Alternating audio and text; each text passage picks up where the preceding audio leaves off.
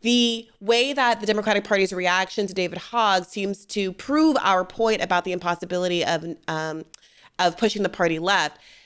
Weirdly, we have a strange bedfellow in James Carville. Now, James Carville came out hard and fast at first against David Hogg. They weirdly had some kind of tete-a-tete and made up with each other, and now are saying warm things about each other. But it hasn't stopped James Carville from saying, from a very different direction, what we agree, which is that progressives should go ahead and start their own party. Can we play just the beginning of that Carville clip? God, these people are just helpless. They cannot be helped.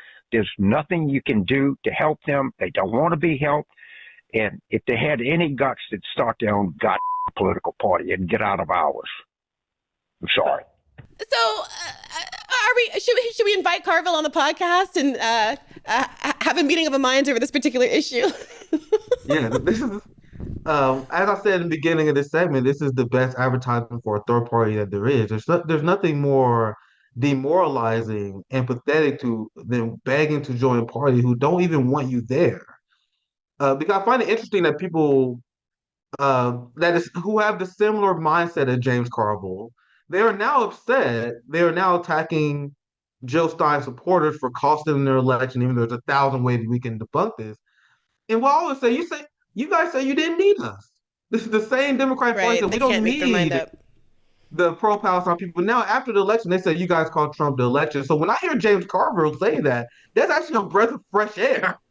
You actually don't hear that often. They usually attacking us, claiming that we're MAGA puppets. But if you outright want to say we need to form our own party, that's exactly what we should do. And what James Carville is doing is saying the in real life version of what these K-high blackface accounts on X been saying. There are a lot of these Democrat bot accounts that a lot of these people are white Karens who use blackface. That's what a lot of K-Hive is. But they've been saying we need to dump these pro-Palestine people. If you're against genocide, we need to stop even courting people. There's a lot of these viral tweets, and I'm like, sure, go ahead, keep up this messaging and see how well it worked for the Democratic Party. And they wonder why they're historically unpopular.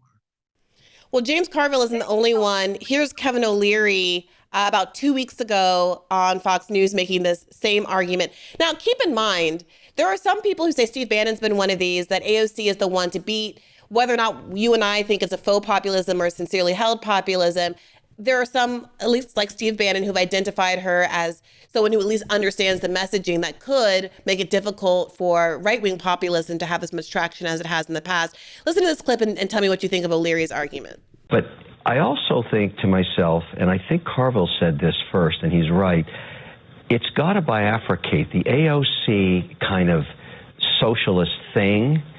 She's got to go run her own deal, because that party, she will never be president of the United States with that platform. She doesn't believe in the American dream. She doesn't want to support people getting wealthy, and she's also a terrible manager. I think she's a great marketer. I buy her T-shirts, 83% gross margin. I give them out on the beach in Miami after I sign them. You know, the tax the rich thing? I'm the guy wearing those on the beach, giving them out.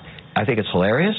But she's making 83% on those things, okay? So she's actually a capitalist. Heck of a capitalist right there. Exactly. But my point is, that party needs to shed that scale off it so that it can become more centrist and find their new, for lack of a better word, they need a Jesus. They need someone to rise up that we don't know and say, I'm the new direction of this party to compete with. I mean, think about what happened with the working man. I don't know how Trump did this, but he stripped the working man and the unions out of that party like soft meat off a baby back rib. Just sucked it off. And you're right. He's way better at this than I am. The analogies on the food. But it's true. It's true. That's what happened. How did he do that? He took away their base. Yeah. When Carville speaks about Democrats, I actually listen. And what he was on the Politics War Room podcast with those comments, Kevin, and he had said that, you know, these two, AOC and Bernie, not the future of the party. And I just want to read this quote. He said, if AOC wants to run for president or wants to put her name on the ballot, let her come. Bernie Sanders ran twice and lost 2 times. Maybe he wants to take a crack a 3rd time. I have no problem with that. But be sure we get who, in my opinion, are staggeringly more acceptable, staggeringly more talented, staggeringly more articulate candidates out there. He is saying in this podcast he's sure that they have those people in the Democrat Party. I'm not sure that they do. Because I think if they did, I mean, I would hope we would be seeing them. If Carville's saying that about AOC, I would bet money right now that she wins the nomination, because they always fall on, I've said this before, but they act like he's some sort of wise Southern soothsayer. He said more than once, Kamala, baby, she's going to win. He published a piece in the New York Times saying that Kamala Harris was going to win. He's a dried up old peach pit. Surely someone who has the best interests of the Democratic Party at heart. Surely. Because this strategy that Chuck Schumer have been advocating for is a failed strategy. Remember what Chuck Schumer said, for every blue-collar working class person we lose, we gain 2 suburbanites. Those suburbanites voted MAGA. Like, they've been chasing this dragon of winning the white women vote. White women voted for Trump twice. He got more white women vote the last 2 elections. Yeah.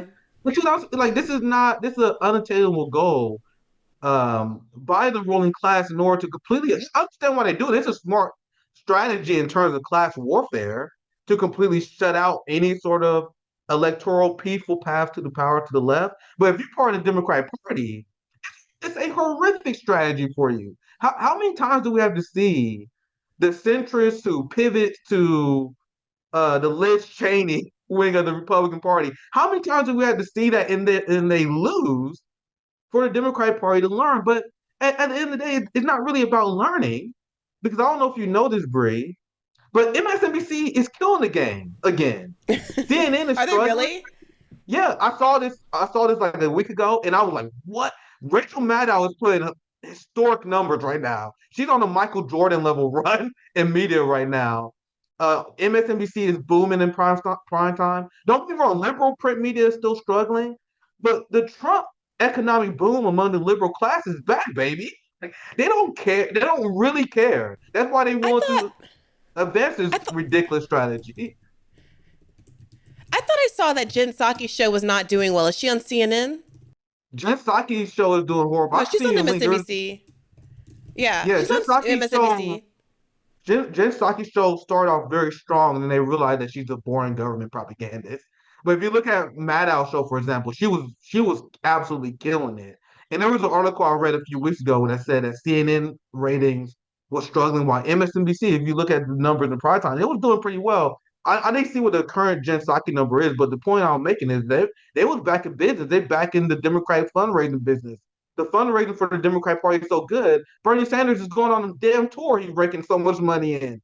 So my point I am making is I don't think these people are as attached as good strategy as people think they are. If they are able to stumble across a strategy that can lead to dominance, that's great. But at the end of the day, it's a never-ending funnel of being a lobbyist, becoming someone who in private business, and someone being elevated within the Democratic Party. What I'm essentially saying is it's an entire grift. That's essentially what I'm saying. Yeah, I mean, I've been collecting these for a few weeks because it's been really important to me to help people to understand that they shouldn't see the people's enthusiasm for the Bernie rallies as evidence that, in the kind of timid, conditional support from Democratic establishment figures for those rallies, as evidence that the Democratic Party is learning any kind of lesson and willing to move left. Because if you listen closely at all to what people are saying about the rallies, establishment figures are saying about the rallies, they're very clear that they appreciate the fight. They like that Bernie is, quote unquote, fighting back against Donald Trump, but they disagree with his message. They disagree with the fact that he's focusing on oligarchy. There's another clip of Harold Ford doing this. We'll put it in post. He says Democrats need big ideas, but Bernie Sanders has the wrong message. What I do give Bernie credit for is I like the energy around some of the things they're doing, but his message is not the right one. He has elements of it. Can you imagine if they talked about building housing for the working poor and providing people with tax breaks for people who the houses were built for? We helped them get a down payment on that house, but they had to work, and if they didn't, we'd yank it from them. That's a Trump idea. Can you imagine if we said to people who are giving to these big universities, Democrats saying, we don't think it's right to give to Harvard and Yale and get the same breaks as you would if you give to a local organization with an endowment less than $1 million. That's how our tax code ought to be organized. But if we don't offer ideas, if all we do is criticize Trump for offering big, bold, and sometimes disagreeable ideas, then we're not going to get any closer to being back in authority and power. One of the reasons we may differ around the table, I didn't have a problem with striving to figure out ways to answer what happened with George Floyd, with DEI policies. Some of the things they did just didn't work. But I don't mind swinging for the fences. And I have to give Trump credit on one thing. I think he's wrong on tariffs, but he's swinging for the fences. I think he's wrong on several things, but he at least is swinging for the fences. Democrats, give us ideas.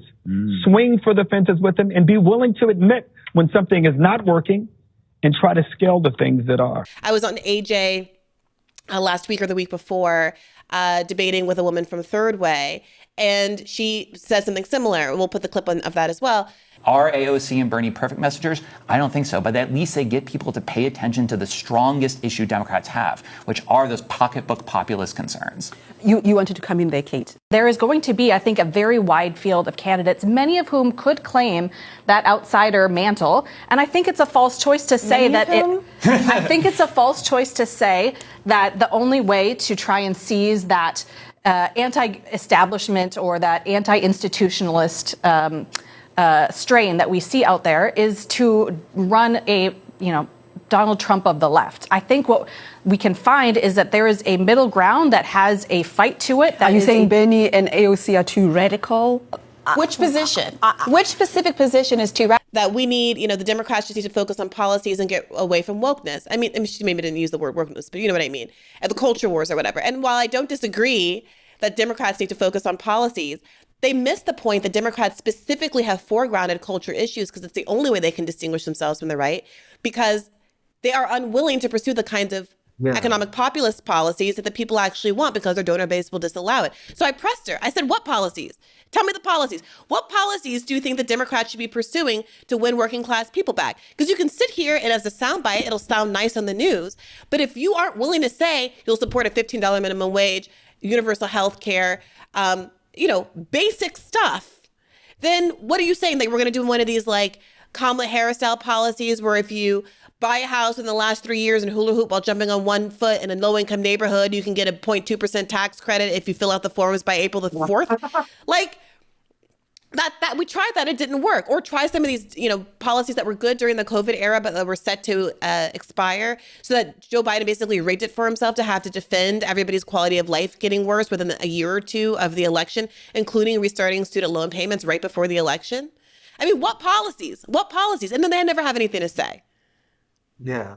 It was so predictable that the right wing, it's kind of right wing Democrats. It's predictable that they would do this. They'll blame the rise of wokeness as if that's what the average American voter is voting on. You may see someone on social media, because a lot of people use social media when they're bored. I do. A lot of times I'm scrolling on Twitter, I'm just passing time. They may comment on a social war issue, but I'm actually questioning how much people are actually voting on these issues.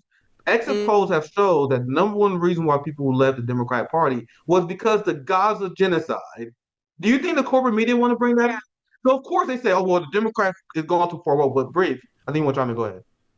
No, I just want to be specific. That was the IMEU, I'm sorry, I get the acronym wrong, poll that showed that of people who voted in 2020 for Biden but didn't vote for 2024 for Biden, the number one issue among that group at about 30% was Gaza, right? That's the poll you're referring to? Yeah, that's exactly the poll I'm referencing. The biggest myth that is told by both parties in order to advance a right-wing agenda is that the American populace is right-wing.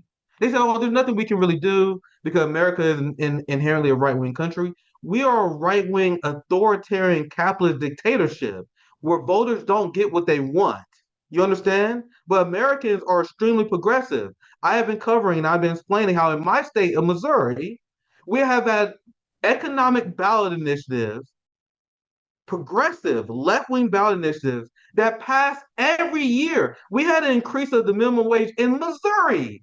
A red evangelical Christian state voted for an increase of the minimum wage 3 times in a row, a Medicaid expansion, and paid sick leave, Bree. They voted overwhelmingly to give paid sick leave to the working class. They also paid for affordable housing. Right-wing evangelical Christians. And don't get me wrong, there are a lot of black people in Kansas City and St. Louis, but a lot of those black people are conservative. They in the black church, they conservatives as well. They're like the Jim Clyburn black Democrats. lot of black people who do vote in this country. So we are in this state. We are one of the most conservative states in the country, Bree. But we have direct ballot initiatives. And every single time a direct ballot initiative that is progressive economic populism comes up, it wins every time. And it became such a problem for Missouri Republicans that our governor was starting to veto these ballot initiatives because like, do we can actually have democracy because we actually have democracy that will lead to class warfare against the ruling class, have actually progressive agenda for the working class. So he started to veto them. Then something amazing happened. Sorry to go on this little spill. No, the Missouri please. Supreme Court actually sided with the voters. The right-wing Missouri Supreme Court said, you guys don't have the right to strike down ballot voter initiatives. So when given a choice, the American people will vote for left-wing economic ideas. The same year that a Medicaid expansion was passed and a minimum wage increase was passed, Josh Hawley defeated Claire McCaskill, who was running on building the wall. You guys know Claire McCaskill criticized Josh Hawley because she said that he was too young and inexperienced to deliver on the border wall. I seen the ads. I live in Missouri. It was horrible. So that's what Democrats was running against Josh Hawley against. Ignoring economic populism, Claire McCaskill was speaking out against Bernie Sanders, the state for economic populist ideas, and then vote for the right wing because they don't see the Democratic Party as represented as a voter. So sorry to go for that long spill, but back to the topic, that explains exactly why the right-wing centrists are delusional when they say the only thing they have to do to win is to fight for cultural war issues. The Missouri voters don't give a damn. They will vote for economic left ideas. They don't care if you're a man, identify as a woman. If you're delivering them paid sick leave. Let's go ahead, Bree. Yeah, no, I think that's right. And I think that the culture stuff starts to kind of connect with the economic stuff when it starts to say, people start to say, well, you're asking me to care more about an identity issue, which I do think is important and valuable and want equality and all those things. But you're telling me I need to prioritize this cultural issue, or we could also describe it as, a civil rights issue for someone who's not me, over the economic well-being of my family. And at that point, that's going to generate resentments about the identity group in question, whether or not those resentments would exist in a vacuum. Same with immigration. There's a lot of discussion about how polarizing immigration is and motivating it is for Republican voters. I won't deny that, and not just Republican voters.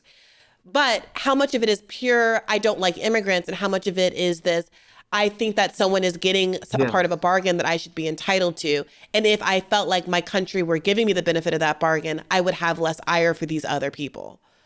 That's extremely well said. And I actually said this on the RBN as well.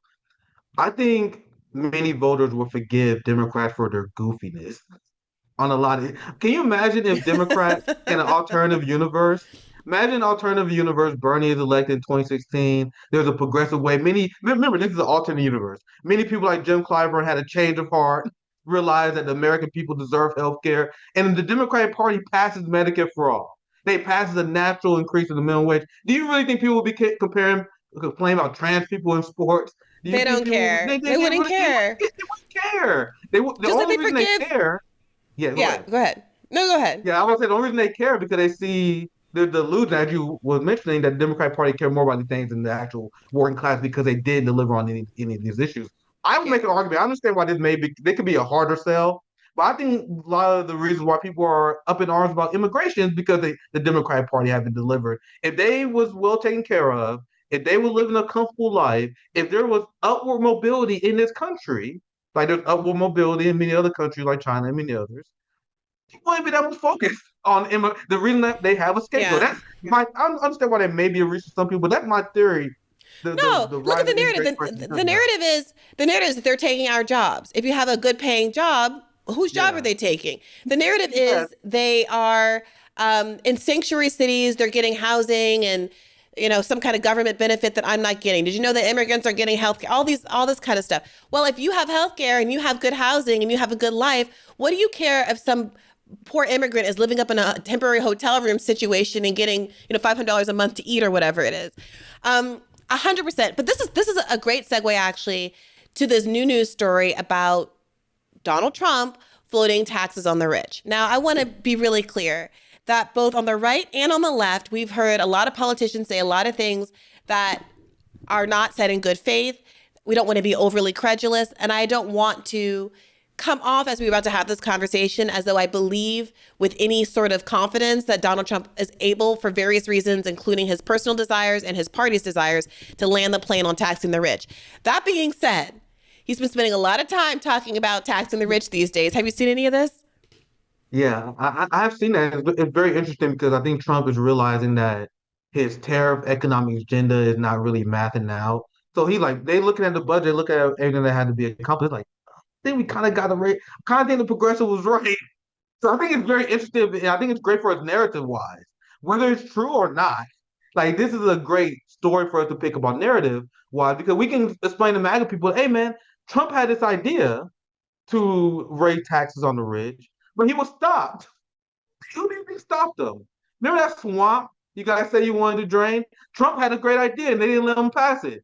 So these are narrative issues that we can use to our advantage. So I 100% agree. I think it's a funny story because I don't think he's going to accomplish it as well because there's going to be this giant brick wall. I've seen Fox News hosts freaking out over this story, and they are running hardcore propaganda against Trump. Like, I've never seen them actually put back against Trump in this kind of way. The Fox News propaganda is because of this issue. So this is a great way for us to look at the average person in the MAGA worker, so I believe is misled, to let them know that, man, there's a giant swamp that it's not going to be one hero riding on a horse that will be able to take out the system. Even if Trump wanted to do something good, there's still this swamp that we need to dismantle. So I think it's a very fun story to cover. So it's not just, I think you're right, and it's not just conservatives who are melting down. I watched a clip, and we'll clip it in here. Shout out to K-City QB for being the clipper with the mostest on the internet. On Abby Phillips' show on CNN, she has a panel of folks who range between sort of dismissing the idea, thinking it's the wrong idea, saying, oh, Donald Trump isn't going to tax the rich or he shouldn't tax the rich. I don't believe in raising taxes, point blank, period, as a principle. And the only one, ooh, Lord, strike me dead. But the only one on this panel who actually says the right thing, that Trump is right, and I'm happy to agree with him that he should tax the rich on this ostensibly liberal channel, on this liberal panel, is guess who? Neera Tanden. Oh. Tonight, a head-spinning political moment. President Trump is openly pushing for higher taxes on rich Americans. Is you're giving up something up top in order to make people in the middle income and the lower income brackets save more. So it's really a redistribution, and I'm willing to do it if they want, but I actually think it's good politics to do it. Now, if that sounds like it's coming out of left field, that's because it is. For a second, you might have thought you were on the campaign trail with Biden and Harris, or maybe even the Fight the Oligarchy rally with Bernie Sanders and AOC. But no, that came from the Republican president of the United States, an idea that is antithetical to the party as it has existed for decades. Redistributing wealth, but focus instead on how to create it. And yeah, we're not going to be redistributing wealth. He believes in redistributing wealth. That means taking money from one group of Americans and giving it to another. Joel Rubin is with us at the table. I wish I could have had a camera on Jim's face when that Trump soundbite was playing. What was going through your head?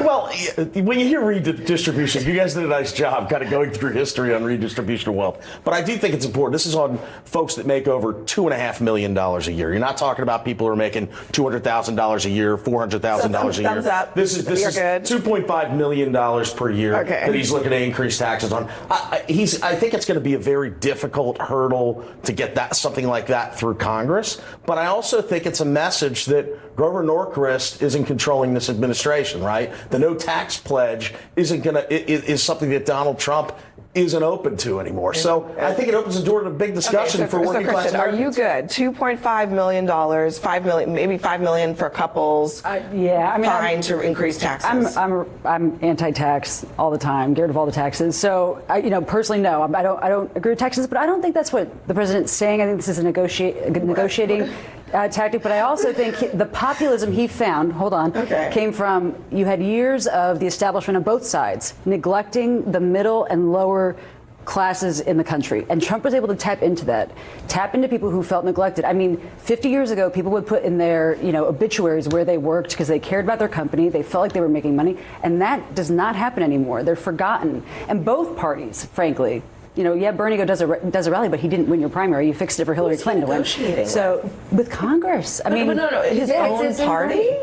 With both, there are going to be blue. Well, I mean, no, Democrats, you don't really have any blue dog to be Democrats honest, left. I mean, we got some Democrats here. I think y'all would take that, right? Yeah, it's a win. It's a win. It's our policy. It's a win. Thank you. The president understands that the politics are on our side on this issue. I think he wants to have his cake and eat it too, quite frankly. He wants to say he's for this while knowing that it's not going to happen because the Republicans on the Hill are not going to go for it. I don't think Rover's lost that much influence amongst them. And, look, this is a policy. We do need a tax code here that does tax the extreme wealthy in this country. How are we just going to keep on running red, deep deficits again and again and again? Or are we going to try to balance this budget? So which prince or princess in the Democrat Party is going to stand up and say, I'm with President Trump? Yeah. I'm coming together. That is a very good question. Look, I think this is like a fascinating thing, right? Because every Republican senator already voted against his policy. In the budget, in the first budget reconciliation, Democrats put up amendments saying, we like every tax cut except for tax cuts for people over $1 million. And every Republican voted no. They raised it up to $5 million. Every Republican voted no. They raised it to $1 billion. Just no tax cuts for people over $1 billion. Every Republican voted no. So the problem for him is his party. But I will say, I'm standing here happily saying, I think Donald Trump is absolutely right that we should tax wealthy Americans more and not cut Medicaid. I mean, that's the decision. Right now, Republicans in Congress are trying to take away people's health care, children's health care. There's data that children will be the largest number of people who lose health care from their plans, take away health care from children in order to pay for a tax cut for billionaires. Okay, I have near-handed with the W, because everybody else is contorting themselves into pretzel shapes, trying to come up with a reason why Trump is to their left on this issue, at least rhetorically. Near-handed is the only one on the panel that says, no, it's fine by me. I'm happy to partner with the guy on this particular issue. Yeah, and this is why the Trump resistance falls flat, Bree. This is why, despite the fact that Trump is historically the worst president at this point in history of the United States. So despite Trump being so unpopular, the Democratic Party is even more unpopular than Trump. Like, when have that ever happened? When have you seen an opposition party unable to capitalize on the unpopularity of their ruling class counterpart, the people who are actually currently ruling? That's because the Democratic Party is obsessed with protecting institutions instead of providing an alternative to Donald Trump. So when Donald Trump says we need tax the rich, the Democrat who is obsessed and worship the current status quo, they see Trump varying from that, even if he's right, even if coming from the left, and they instinctively attack him for it. The same way that Trump and MAGA claims, I don't think they've been effective at this, but they claim they want to hold the FBI accountable, right? They claim that they want to rein in the CIA. So then the instinct of the Democratic Party, because remember, they were institutionalists first, is not to effectively attack MAGA as hypocrites, which is why I have MAGA followers, because I'm able to successfully explain to people like Trump how much he's a hypocrite. Instead of doing that to win people over, they instinctively defend corrupt institutions, which makes them even more unpopular. So even if Trump has an off-base idea, or even if MAGA not delivering on stuff like FBI reform, the average American sees at least MAGA talking about it. They don't look at Democrats. They will look at the opposition, as you highlight here. At least they're open to it. No, that's not what the Democratic Party do. They're not doing anything. They're not brainstorming any way to help the American people. They're brainstorming how to uphold American institutions, which is why they're unpopular. Yeah. Well said. Nick, I want to ask you about this clip that's been roiling the left and the anti-genocide community online for the last few days. It's a clip of Bernie Sanders making a speech on the floor of the Senate. Now, it is worth noting that the part that has been clipped and has been frustrating so many people is not his full remarks. And obviously he went on to condemn Israel's behavior, and I think he refers to it as ethnic cleansing. He has declined to use the word genocide, but he has condemned what's going on in Gaza. That being said, he does so with a lot of preamble. Let's watch that clip, and I want to give you a chance to respond, Nick. There is no doubt that Hamas, a terrorist organization, began this terrible war with its barbaric October 7, 2023 attack on Israel, which killed 1,200 innocent people and took 250 hostages. The International Criminal Court was right to indict Yahya Sinwar and other leaders of Hamas as war criminals for those atrocities. Clearly, Israel, as any other country that was so attacked, had the right to defend itself against Hamas. Some people now, of course, Nick, say, look, Bernie is right. It's fair for him to want to have that preamble. What do you say to him? What do you say to those people? That's nothing but disgusting pro-genocide propaganda, and this is what Bernie Sanders and AOC does. They exist to dumb down the left. They exist to shift what it means to be a socialist to the right. So he claims that he cares about Palestinian people, but Hamas is filled with Palestinians. Do you guys know the majority of Hamas, around 80 to 90% of them, are orphans? People who have been orphaned by the Israeli regime. Why is it acceptable to dehumanize these people who are just militia fighters fighting for their state? So Israel has blocked the creation of the Palestinian state that was outlined by the UN Charter. And guys, trust me, Bernie Sanders knows everything I'm about to tell you right now. He is a propagandist for the Zionist regime. The creation of Israel was contingent on the creation of a Palestinian state, something that the Israel and the Likud party is openly bragging about blocking. They just had to vote, another one of many in the Israeli parliament, that say they will never, ever recognize, and it passed overwhelmingly, the creation of the Palestinian state. So does Bernie do he believe that the Palestinians don't have the right to defend themselves and have the right to self-determination? Hey YouTube, thanks for watching. Just a reminder that this is a podcast. You can catch an extra premium episode every Monday for $5 a month at patreon.com/badfaithpodcast. That's patreon.com/badfaithpodcast for $5 a month, an extra episode every week. Additionally, please do consider liking this video, subscribing to this channel. It helps us out. It helps independent media beat the algorithm. We appreciate you, and as always, keep the faith.